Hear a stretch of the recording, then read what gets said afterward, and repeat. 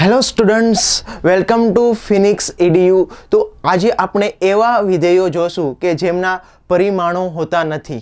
તો પરિમાણો હોતા નથી એની જગ્યાએ આપણે એવો શબ્દનો ઉપયોગ કરી શકીએ, પરિમાણ વિહીન, પરિમાણ રહિત।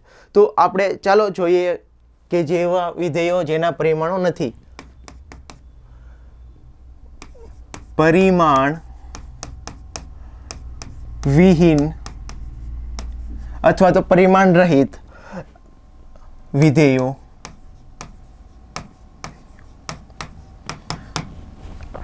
આને પરિમાણ વિહીન છે ને પરિમાણ રહિત પણ કહી શકાય, અને એનો અર્થ શું થાય? જેના પરિમાણો નથી।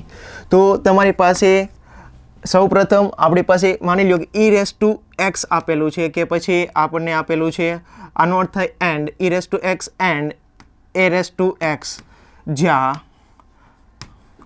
x એ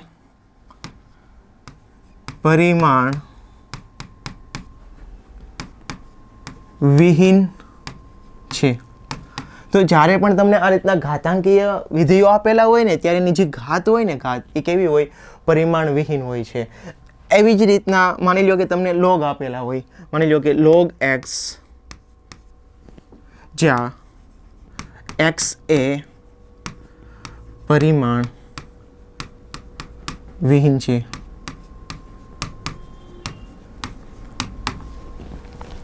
આ સમજાય છે? log x એ પણ એમ log આમાં અહીંયા જે x આપેલો છે ને કેવો હોય? પરિમાણ વિહીન। એવી રીતના તમારી પાસે ત્રિકોણમિતિ જે વિધેયો આપેલા છે, તમારી પાસે 6 ત્રિકોણમિતિ વિધેયો આવે ને, એને એ પણ એની અંદર જે તમે આ લખો ને ખૂણો, એ પણ કેવું હોય? પરિમાણ વિહીન હોય છે। તો કે sin x, cos x, tan x, આ રીતના તમે આગળ લખી શકો, જ્યાં x એ પરિમાણ વિહીન છે।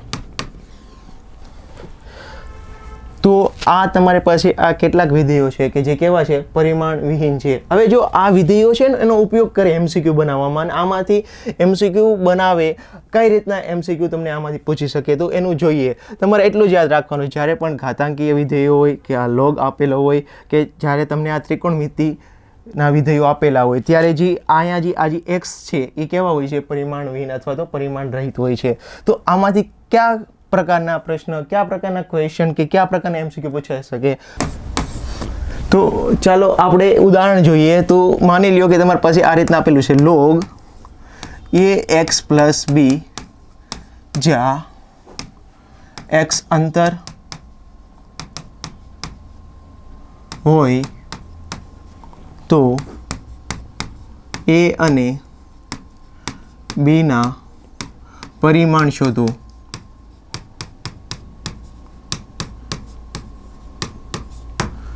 તો તમારે a અને b ના પરિમાણ શોધવાના છે।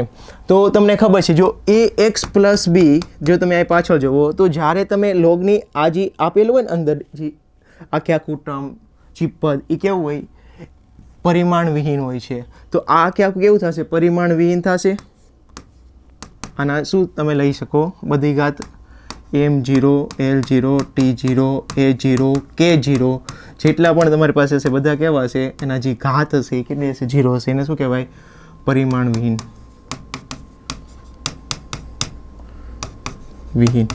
હવે જુઓ વિદ્યાર્થીઓ, હવે આ પરિમાણ વિહીન ક્યારે થાય? કે તમને હવે જો તમને ખબર છે એકરૂપતાનો સિદ્ધાંત શું કહે છે? કે જો આનું આ આખે આખું પરિમાણ વિહીન છે, તો એ જે b હશે, b એ કેવું હશે? પરિમાણ વિહીન। આ પરિમાણ વિહીન હશે, આ પણ કેવું થવું જોઈએ? પરિમાણ વિહીન। તો આ પરિમાણ વિહીન હશે,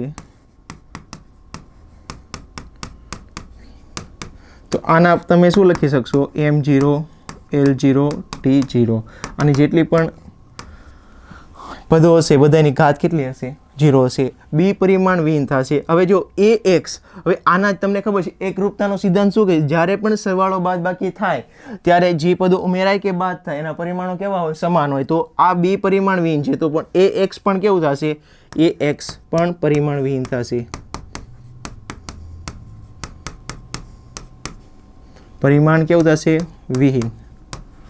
હવે એક્સ પરિમાણ વિહીન છે. હવે એક્સનું તો પરિમાણ છે ને, એક્સ શું છે? અંતર છે. તો માની લો કે મારે એનું પરિમાણ મેળવવું છે, તો એક તો પરિમાણ વિહીન, તો આ શેનું પરિમાણ થશે? 1/x નું થશે. આ તો પરિમાણ વિહીન છે ને, બરાબર. તો મારી પાસે શું થઈ જશે? એનું પરિમાણ m0 લંબાઈ 1 લંબાઈ શું થશે? l - 1 t0. તો આ રીતના આપણે એનું મેળવી લીધેલું, એનું આ થશે અને બીનું આપણી પાસે શું થશે? આ થશે. તો આ રીતના તમે પરિમાણ વિહીન જ્યારે વિધેયો આપેલા હોય ત્યારે એની જે અંદરના કોઈ પણ તમને વિધેયો આપે ને એનું તમે આ રીતના પરિમાણ મેળવી શકો. એની પછી આપણે આગળ જોઈએ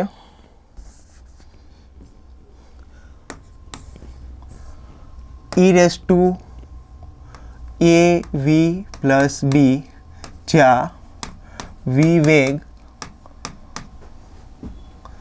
હોય તો a અને b ના પરિમાણ શોધો.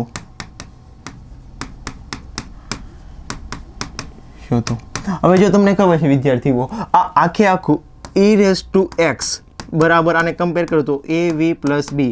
આપને ખબર છે કે a⁴x હોય ને, a⁴x જ્યાં x કેવું હોય? પરિમાણ વિહીન હોય. તો મારી પાસે આખે આખું પદ જે હશે av + b કેવું થશે? પરિમાણ વિહીન. પરિમાણ વિહીન એટલે કે એની જે ઘાતો આવશે કેટલી આવશે? 0 આવશે. હવે જો હવે તમને છે ને એક રૂપતાનો સિદ્ધાંત પણ ખબર છે. જે પદો ઉમેરાય કે બાદ તેના પરિમાણો કેવા હોય? સમાન હોય. જમણી બાજુના પરિમાણો અને ડાબી બાજુના પરિમાણો કેવા હોય? સમાન હોય. અહીંયા પરિમાણ વિહીન છે તો આખે આખું પદ કેવું થશે? પરિમાણ વિહીન થશે. હવે જો એ આખે આખું પદ પરિમાણ વિહીન થાય તો આ પણ પરિમાણ વિહીન થશે અને આ પણ પરિમાણ વિહીન થશે. તો બી કેવું થઈ જશે તમારી પાસે? બી નું શું લખશો? પરિમાણ વિહીન. પરિમાણ વિહીન એટલે કે m0 l0 t0 શું થઈ જશે? પરિમાણ વિહીન. ઓકે, હવે આ બેનું જે પરિમાણ હશે, બે પરિમાણ વિહીન છે, તો av પણ કેવું થશે? av પરિમાણ વિહીન. હવે av પરિમાણ વિહીન ક્યારે થાય? કે જ્યારે a નું જે પરિમાણ છે અને v નું પરિમાણ છે એ એકબીજાને કેવા હોય? ઉલટા હોય, વ્યસ્ત હોય, ત્યારે આ શક્ય છે ને. તો તમે શું લખી શકો? a નું જે પરિમાણ છે એનું પરિમાણ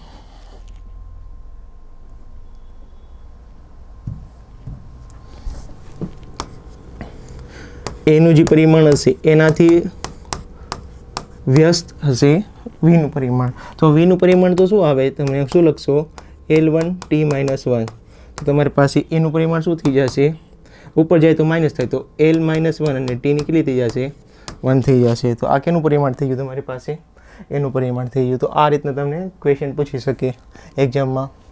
હવે તમે પાસે લોગનું જોઈએ આપણે. લોગ માટે તો લોગ માટે કઈ રીતના હશે? લોગ v + b / a જ્યાં v વેગ હોય તો a અને b ના આ અને વચાય છે a અને b ના પરિમાણ શોધો.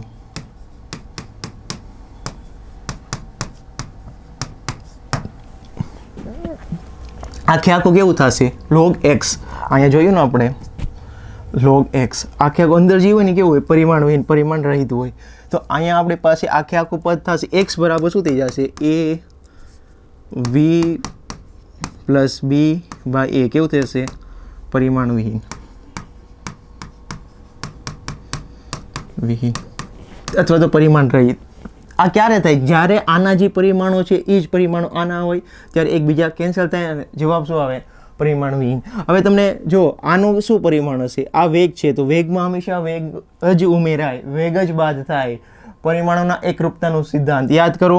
તો આ વેગ છે તો તમે ડાયરેક્ટ લખી શકો બીનું જે પરિમાણ હશે એ કોનું પરિમાણ થશે? વેગનું પરિમાણ થશે. અને વેગનું પરિમાણ શું હોય? m0 l1 t - 1. તો આ તમને કેનું મળી ગયું? બીનું મળી ગયું. અને એનું પરિમાણ શું હશે? એનું પરિમાણ જો પરિમાણ રહિત કરે આનું પણ વેગ હોય, આ પણ વેગ હોય, તો વેગ શું થઈ જશે? કટ થઈ જશે. તો આનું પરિમાણ પણ કેનું થઈ જશે? વેગનું. તો વેગનું પરિમાણ શું હોય? m0 l1 t - 1. તો તમને આ રીતના a અને b બંનેના શું મળી ગયા? પરિમાણો મળી ગયા. હવે જો a અહીંયા રાખી દો અને b અહીંયા રાખી દો, b અહીંયા રાખી દો, બંનેને આ રીતના રાખો તો એકબીજા શું થઈ જશે? કેન્સલ થઈ જશે. જવાબ શું આવી જશે? પરિમાણ વિહીન આવી જશે. તો આ તમારી પાસે હતા કેટલાક વિધેયો કે જે કેવા હતા, પરિમાણ વિહીન હતા, અને એના ઉપરથી આ રીતના ક્વેશ્ચન્સ આમાંથી MCQ બની શકે. તો થેન્ક યુ. આપણે આજનો લેક્ચર અહીંયા સુધી રાખશું.